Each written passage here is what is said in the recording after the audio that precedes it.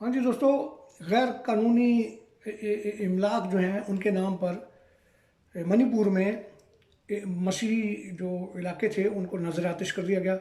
25 के करीब चर्च और मसीहों की जो घर है और उनके दफातर उनको जलाकर खाक कर दिया गया। अभी तक जो लाशें सामने आई हैं वो तकरीबन 60 लाशें जो हैं वो सामने आई हैं, जबकि बहुत सारे लोग मसीह जो हैं वो मिसिंग हैं। बहुत बड़ी तादाद में ज़ख्मी हैं और ये सारे मसीह हैं।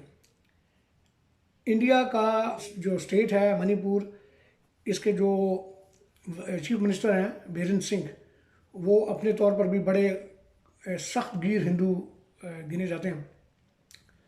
और ये यहाँ पर भारतीय जनता पार्टी की हुकूमत है। भारतीय जनता पार्टी जो कि आरएसएस के डॉक्ट्राइन पर चलती है। और अगर आप ये कहें कि ये हिंदुओं के तालिबान हैं तो गलत नहीं होगा।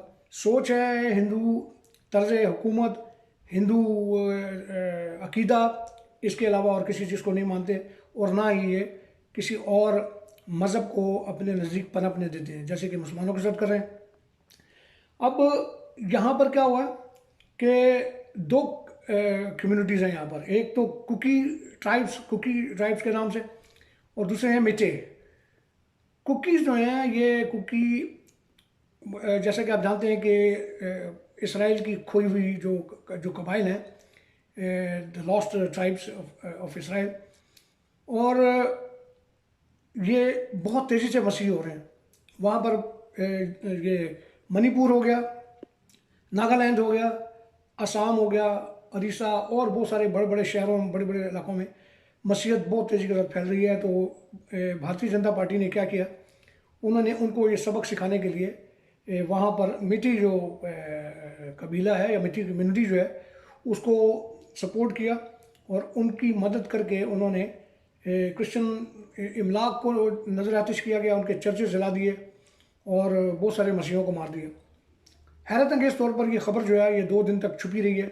मीडिया ने, इंडियन मीडिया ने भी बड़े एहतियात से इसको सामने लाए। मैं इस खबर को, जब मुझे आज ही पता लगी, ये 2 दिन पुरानी खबर है, तो मैं इसे बीबीसी पे और दीगर बड़े चैनल्स पर देखता रहा। आप यकीन करें मुझे नहीं मिली। हो सकता है अगर हो तो मेरी ये कम अक्ली समझे कि मेरे सामने नहीं आई।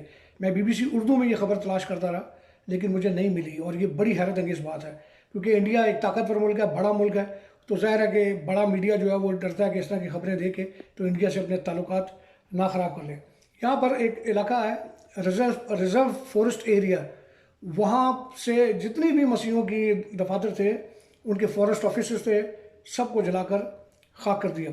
और बहुत बड़ी तादाद में मसीह जो हैं वो वहाँ से मुख्तलिफ़ शहरों की तरफ भागे हुए, छुपे हुए। और ये इंडिया में हो रहा है। अब देखें कि जब से बीजेपी की हुकूमत आई है, हिंदू जो शिद्दत पसंद है वो मुसलमानों को भी नहीं टिकने देते उनके इलाकों में। मसीहों के साथ ये करते हैं। अभी सिखों के साथ जो कुछ हो रहा है कि खालिस्तान की तहरीक ज़्यादा ज़ोर पकड़ रही है बीजेपी की हुकूमत में। तो ये मैं आपको बता दूं कि ये जो अभी तो 60 लोगों की खबरें हमारे सामने आई हैं जो इसमें जला के मार दिए गए हैं या कुछ को गोलियां भी लगी हैं। लेकिन वो दिन दूर नहीं जिस दिन हम ये सुनेंगे कि इंडिया में खाना जंगी में मरने वालों की तादाद 10-20 हज़ार से तजावुज़ कर सकती है। जिस तरह की आग, वो जो आग है अभी बिल्कुल धीमी है लेकिन सुलग रही है, और अगर ये आग को कंट्रोल ना किया गया, जो कि मुझे नहीं लगता, क्योंकि बीजेपी की हुकूमत ने आकर वो जहर अपने हिंदू इंतहा पसंदों में भर दिया है कि अब उनको वापस लाना बिल्कुल वैसा ही है जैसे पाकिस्तान ने तालिबान को बनाया। उसके बाद तालिबानों ने पाकिस्तान को ही खाने की कोशिश की और अभी तक वो पाकिस्तान को का पीछा नहीं छोड़ रहे। ये बिल्कुल वैसे ही होगा हिंदुस्तान के अंदर, आप देखिएगा। लेकिन ये अफसोस की बात है कि इसका जो खमियाजा है वो मुसलमानों को भी भुगतना पड़ेगा। इसकी जो कीमत है वो मसीहों को भी, इंडिया के भी, और हो सकता है कि आसपास के मुल्कों में भी इसके असरात हों। तो ये सूरत हाल है। ये भी कहा गया कि जनाब ये ग्रुप्स की लड़ाई है, नहीं, हुकूमत ने, मणिपुर की जो हुकूमत है उन्होंने 2 हफ्ते पहले की बात है 3 चर्चेज जो हैं उनको मुस्मार कर दिया था, ये कहकर कि ये गैर कानूनी बने हुए हैं। और बीजेपी की जो हुकूमत है वो खुद इसमें इन्वॉल्व है। तो अब देखना ये है कि दुनिया जो है वो इसको किस तरीके से देखती है, क्योंकि दूसरे मुल्कों में तो छोटी सी बात होती है, तो भारत जो है वो इंसानी हकूक जो है उनका एहतराम होना चाहिए, मगर इस वक्त जो इंडिया में हो रहा है उसको पूछने वाला कोई भी नहीं है। तो ये हालात हैं। चलिए, आपको जैसे जैसे अपडेट होती रहेगी हमारे पास, आपको देते रहेंगे। बहुत शुक्रिया।